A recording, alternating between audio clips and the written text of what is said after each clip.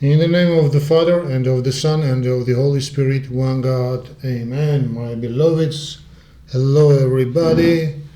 Today we will talk about heart valve disease. So take your pen papers to make the notes, and I will try to clarify. Of course, not all heart valve disease. I will try to clarify the most confused questions of your big board exams. Okay, so take pens and papers to make the notes, huh? So, about aortic stenosis. So, means the narrowing of aortic valve. Classically presents with a triad of symptoms known by the mnemonic SAD, SAD. S means syncope, that is fainting, especially with exertion. Angina,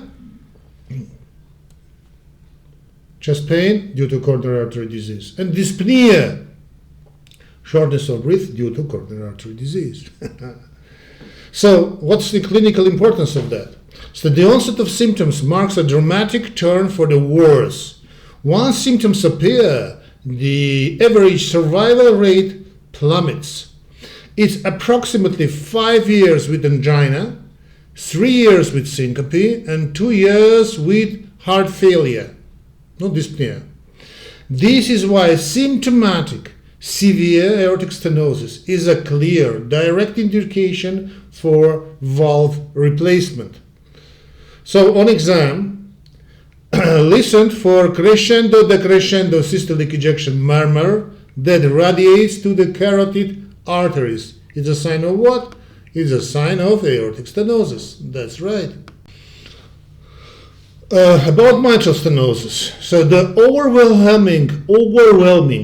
the vast majority of mitral stenosis cases worldwide are caused by a delayed complication of childhood rheumatic fever, which follows an untreated group A, remember that, group A streptococcal throat infection. Strep throat. The body's immune response cross-reacts with and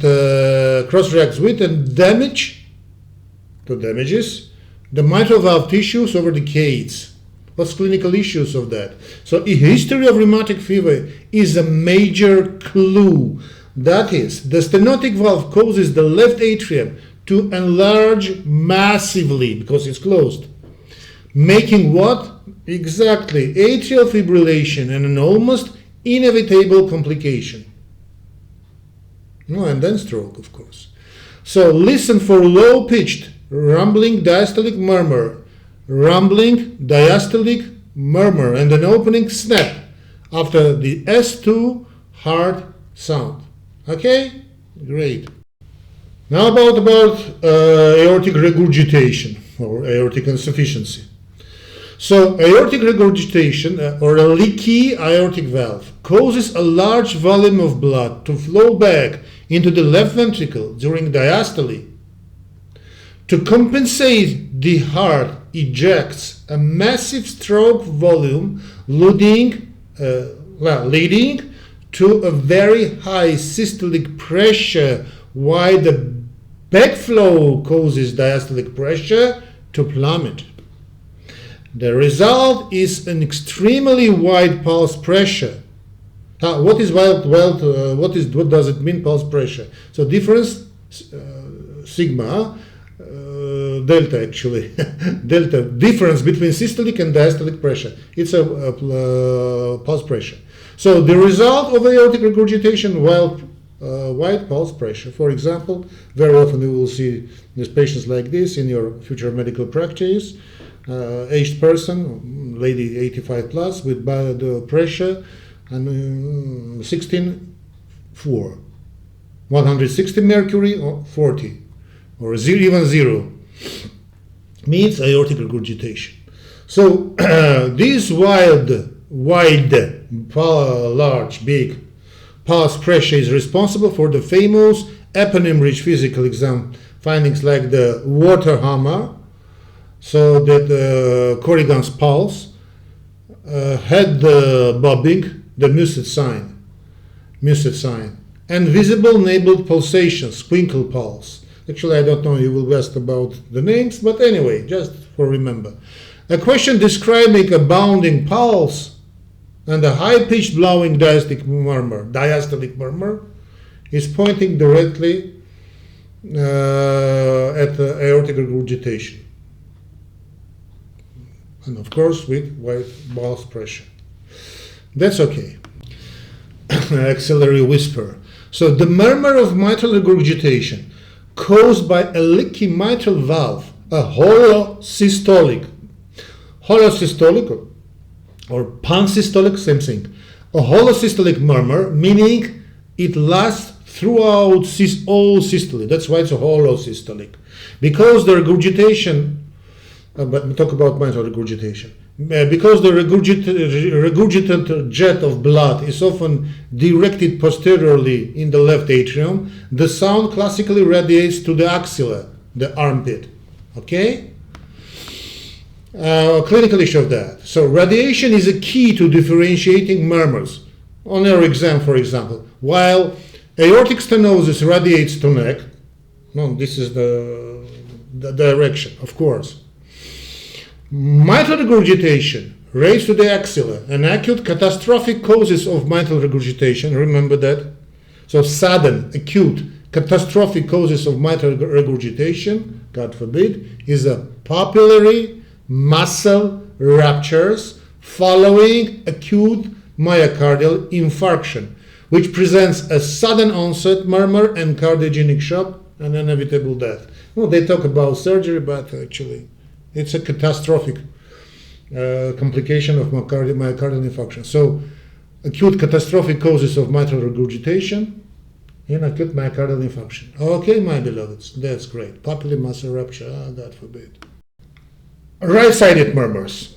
Murmurs originating from the right side of the heart, tricuspid or pulmonic valves, characteristically increase in intensity with inspiration. This is known as the Carvalho's sign. Carvalho's sign. So inspiration decreases intrathoracic pressure, which increases venous blood return to the right side of the heart.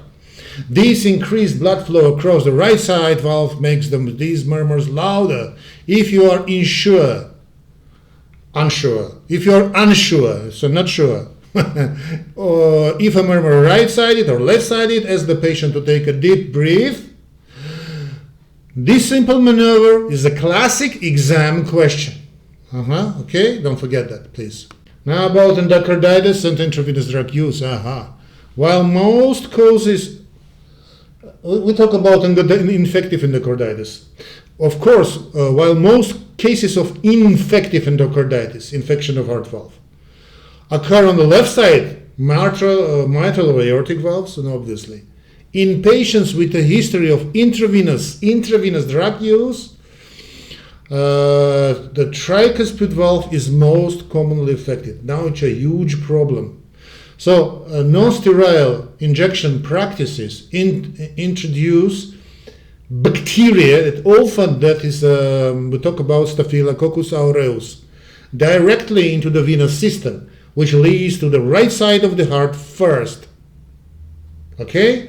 Always suspect, actually I suppose it will be on exam as well, always suspect tricuspid valve endocarditis in intravenous drug user presenting with fever and signs of septic pulmonary emboli, cough, chest pain, lung nodules on imaging.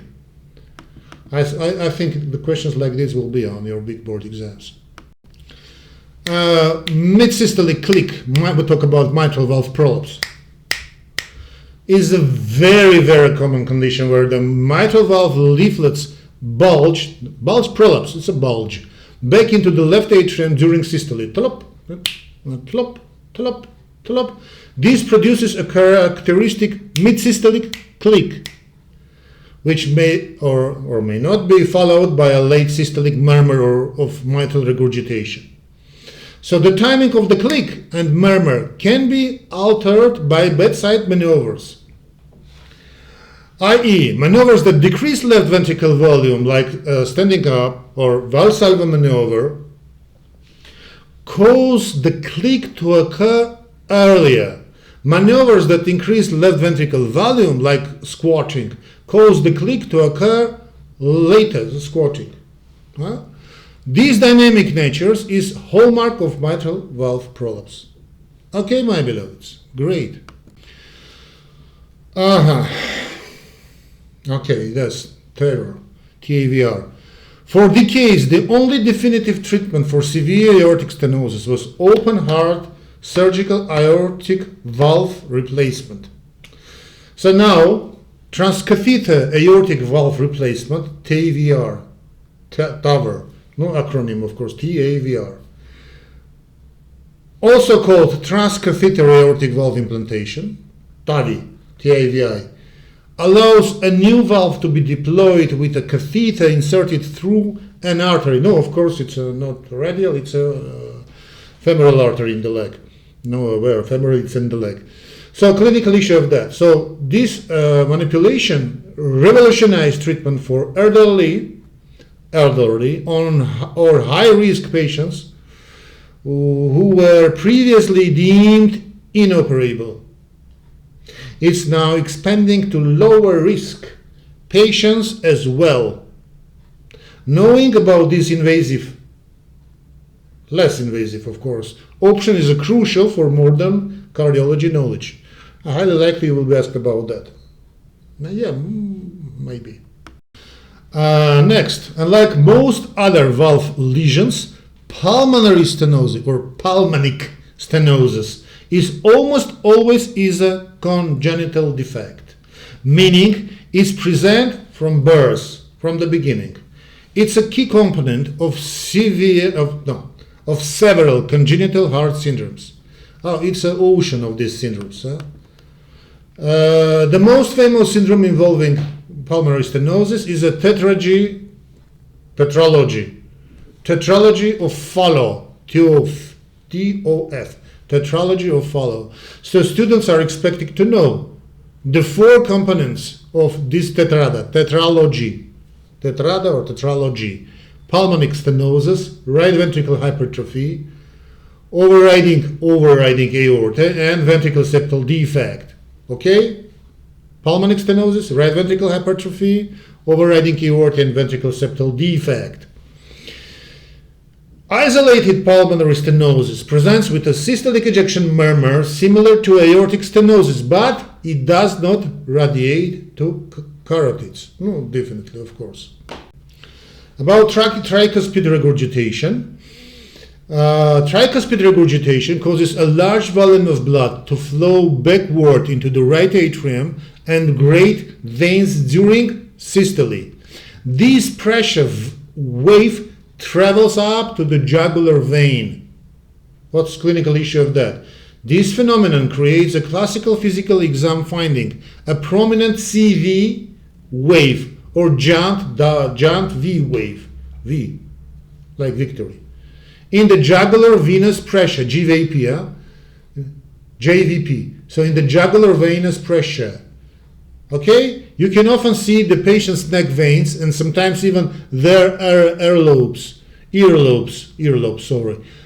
pulsate with each heartbeat. Yes. Observing this is a definitive sign of what? Of significant tricuspid regurgitation, my beloveds. So that's all, my beloveds. Thanks for your attention. It's not so large, so big today's lecture. Don't forget to follow and subscribe my YouTube channel Dr. Y, as well as my private Dr. Y channel in Telegram. Private channel is Telegram channel Dr. Y. So you tap in searching mode in Telegram, Dr. Y. It's a private but not costly. So Dr. Y, it's a bot. You click start and you choose your plan. Stay blessed.